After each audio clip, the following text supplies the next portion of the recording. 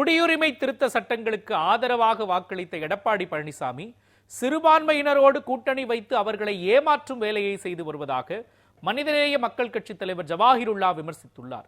நாகை மாவட்டத்தில் அவர் செய்தியாளர்களுக்கு அளித்த பேட்டியை சூப்பர் பைட்ஸ் பகுதியில் தற்பொழுது பார்க்கலாம். எடப்பாடியும் தப்பு கணக்கு போடுகிறார். எடப்பாடியுடைய முதுகிலை ஏறி பயணம் செய்தால் டெல்லிக்கு செல்லலாம் என்று எண்ணக்கூடியவர்களும் தப்பு கணக்கு போட்டிருக்கிறார்கள்.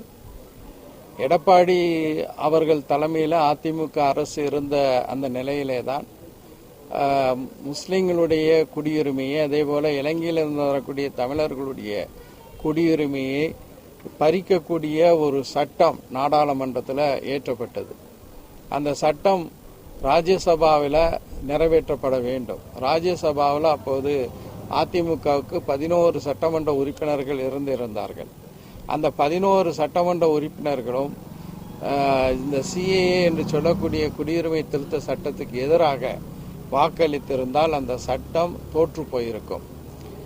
11 நாடாளுமன்ற உறுப்பினர்களையும் சிஏஏக்கு ஆதரவாக வாக்களிக்கும்படி எடப்பாடி பழனிசாமி அதிமுக சொன்னது. அதனால அதற்கு ஆதரவு அதிகமாக 116 வாக்குகள் ஆதரவாகவும் 105 வாக்குகள் எதிராகவும் மாறக்கூடிய ஒரு சூழலில் அந்த சட்டம் நிறைவேறியது.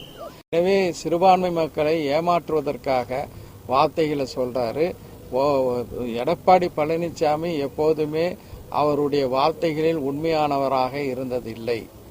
அவருக்கு முதலமைச்சர் பொறுப்பு கொடுத்த சசிகலாவுக்கும் அவர் உண்மையாக இருக்கவில்லை. டிடிவி தினகரனுக்கும் உண்மையாக இருக்கவில்லை. தவிழ்ந்து வந்தேன் என்கிறார். தவிழ்ந்து வந்தவர்களை தூக்கி வைத்தவர்களையே கையை தட்டி கீழே விழ வைத்தவர் எடப்பாடி பழனிசாமி. எனவே இவர் சிறுபான்மை மக்களுடைய நலனை எல்லாம் நாங்கள் பேணுவோம் என்று பேசுவது காதில் பூ சுற்றக்கூடிய ஒரு வேலையாக இருக்கின்றது.